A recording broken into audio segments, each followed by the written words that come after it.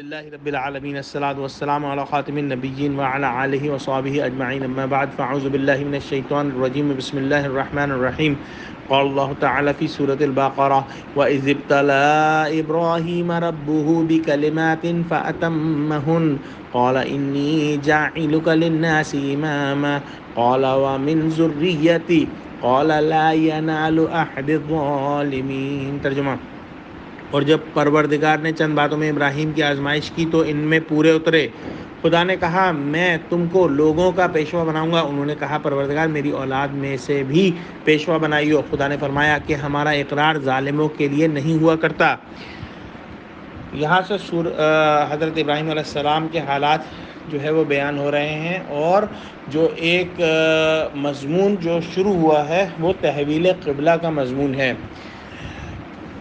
اس آیت میں جن باتوں کا ذکر ہے جو کہ حضرت ابراہیم علیہ السلام کی آزمائش کے لیے اللہ سبحانہ وتعالیٰ نے کی، ان کے بارے میں متعدد قول ہیں، اور کئی اقوال تو حضرت ابن عباس رضی اللہ تعالیٰ عنہ کے ہی ہیں جو کہ تفسیر کی کتابوں میں مذکور ہیں۔ ان کا ایک قول یہ ہے کہ اللہ تعالیٰ نے ان کو مناسک حج کا حکم دیا جس کو انہوں نے پورا فرمایا، اور ایک قول یہ ہے کہ یہ 10 احکام ہیں جن میں 5 سر کے متعلق اور 5 باقی جسم سے متعلق ہیں۔ جو سر سے متعلق احکام ہیں وہ نمبر 1 مونچھیں کاٹنا، 2 کلی کرنا، 3 سانس کے ساتھ ناک میں پانی لے کر ناک صاف کرنا جیسا کہ وضو کی حالت اور غسل میں کیا کرتے ہیں، 4 مسواک کرنا، 5 سر کے بالوں میں مانگ نکالنا، اور باقی جسم کے احکام یہ ہیں۔ نمبر 6 ناخن کاٹنا، 7 ناف کے نیچے کے بال صاف کرنا، 8 ختنہ کرنا، 9 بغلوں کے بال نکالنا، اور 10 جو ہے وہ پانی سے استنجا کرنا۔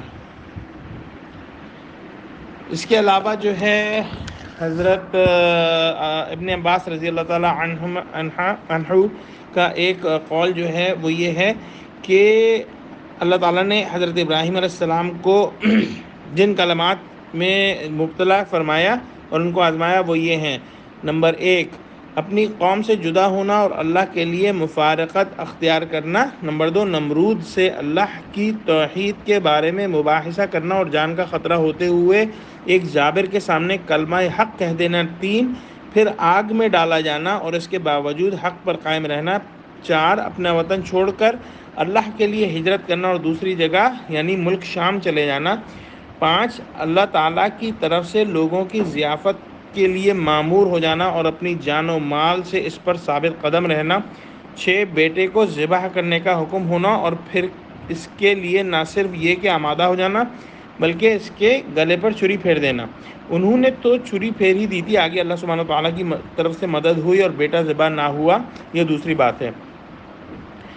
جب یہ سب کام کر گزرے اور امتحان میں پورے اتر گئے تو اللہ تعالیٰ نے فرمایا اسلم، یعنی کہ فرما بردار ہو جاؤ۔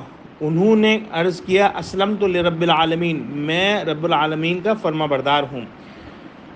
اس کے بعد اللہ سبحانہ وتعالیٰ نے اس آیت کے اندر جو ہے وہ ذکر فرمایا کہ ان کو لوگوں کا پیشوا بنائیں گے، اور پھر انہوں نے دریافت کیا کہ اللہ سبحانہ وتعالیٰ میری اولاد میں سے بھی پیشوا بنائیو، تو پھر اللہ سبحانہ وتعالیٰ نے فرمایا کہ خدا جو ہے نے فرمایا کہ ہمارا اقرار ظالموں کے لیے نہیں ہوا کرتا۔